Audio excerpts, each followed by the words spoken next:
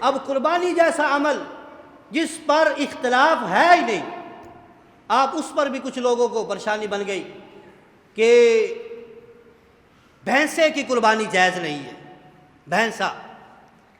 بھینسا جس کو ہم کٹا بولتے، بھینس یا بھینسا دونوں ہو سکتے، تو بھینسے کی قربانی کے لحاظ سے میرے بھائیوں، ایک تو یہ ہے کہ قرآن حکیم جب کسی چیز کا حکم ارشاد فرماتا ہے تو جتنی گنوا دیتا ہے اس کا مطلب یہ نہیں ہے کہ وہ اتنی ہی ہیں، بلکہ قرآن جس چیز کا حکم ارشاد فرماتا ہے اس میں آگے فقہا علت پکڑتے ہیں۔ علت کیا ہوتی ہے کہ جس کے اندر وہ علت پائی جائے گی حکم وہاں لگے گا۔ اور اگر یہ بندہ کہے کہ قرآن میں بالتفصیل ہر چیز کا اس طرح ذکر ملا جائے تو پھر یہ کتاب تو بہت طویل ہو جائے گی، مسائل تو پھر آگے بڑھتے چلے جائیں گے۔ چھوٹی سی مثال کے ساتھ آپ سمجھیں، ایک بندہ کہتا ہے، وہ دعویٰ کرتا ہے، وہ کہتا ہے جی مجھ پر نماز فرض نہیں ہے۔ پوچھا جائے دلیل کیا؟ وہ کہے کہ سب سے بڑی کتاب آپ کی کون سی؟ کہ قرآن۔ نماز کا کس میں حکم ہے؟ قرآن میں حکم ہے۔ وہ کہتا ہے کہ تم نے مجھے قرآن میں سے نکال کے دینا ہے، میرا نام زید ہے، عمر ہے، بکر ہے، کچھ بھی ہے، خالد ہے، تم نے قرآن میں سے مجھے یہ حکم نکال کے دینا ہے، اللہ نے فرمایا ہو خالد تجھ پر نماز فرض ہے۔ نکال سکیں گے کوئی مفتی یا کوئی فقی؟ کیونکہ قرآن جتنا ہے اتنا نہ ہم بڑھا سکتے ہیں اور نہ ہم گھٹا سکتے ہیں۔ وہ کہے کہ مجھے تم کہتے ہو نماز فرض ہے، اللہ نے مجھے فرمایا ہو خالد تجھ پر نماز فرض ہے، نکال کے دو مجھے۔ تو یہ ہے تفصیل۔ اللہ نے فرمایا ہے اقیم الصلاۃ، نماز قائم کرو۔ ہر بندہ جو مسلمان ہے، جو اللہ کو مانتا ہے، اللہ کے نبی کو مانتا ہے، جو مسلمان ہے، اس کے لیے یہ اجمالی طور پر حکم آ گیا۔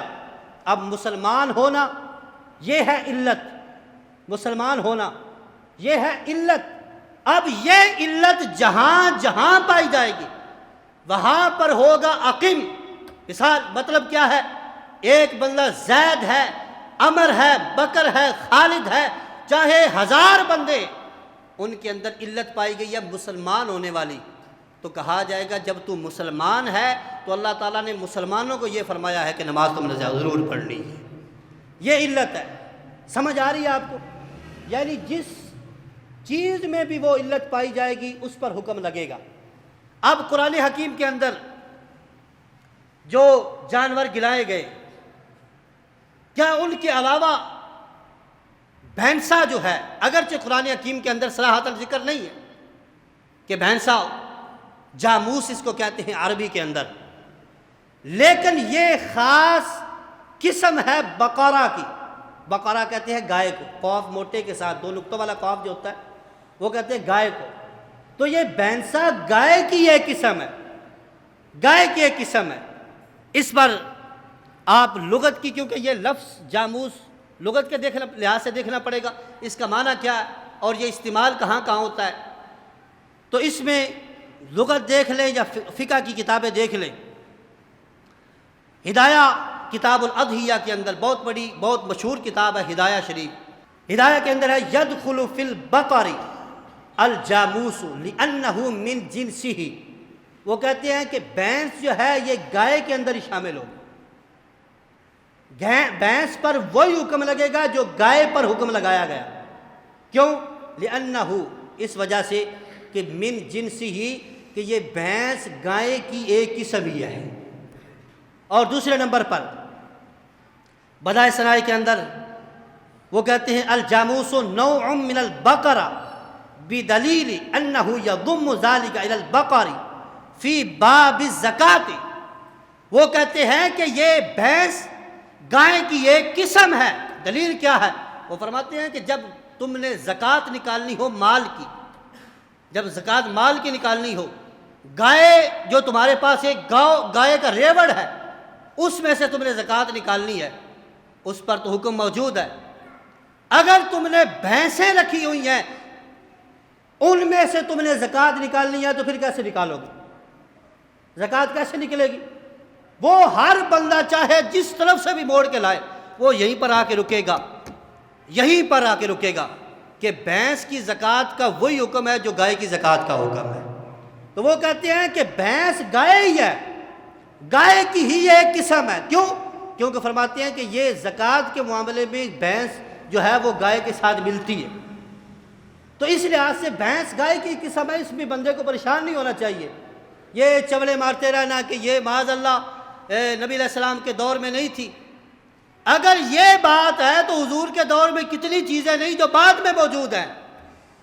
زکوٰۃ پہلے نبی علیہ السلام کے دور میں کس طرح ادا کرتے تھے؟ سونے چاندی کے جو سکے ہوتے تھے تو زکوٰۃ ادا کی جاتی تھی وہ سونے کے ساتھ ہی۔ مثال کے طور پر اگر کسی کے پاس سونا ہے تو اس میں سے 40واں حصہ وہ سونا ہی دیا جاتا تھا۔ لیکن اب کیا کرتے؟ سونا ہے نہیں، ہم سونا نہیں دیں گے، ہم پیسے دے دیں گے۔ اور اگر اسی نظریے پر اور اسی قانون پر کھڑے رہنا ہے کہ جو سرکار کے دور میں ہوا وہ قیامت تک ہونا چاہیے، چاہے حالات جیسے بھی بدلتے رہے، تو آج ان کو کہے کہ وہ سونے کی ڈلیاں اٹھا کے دیں، حوصلہ پڑتا ہے؟ جو معاذ اللہ ایسے بے لگام ہیں، ایسے بے لگام ہیں۔ میں ابھی کل ایک کلپ ہمارے گروپ کے اندر بھی میں نے اس کو شیئر کیا تھا۔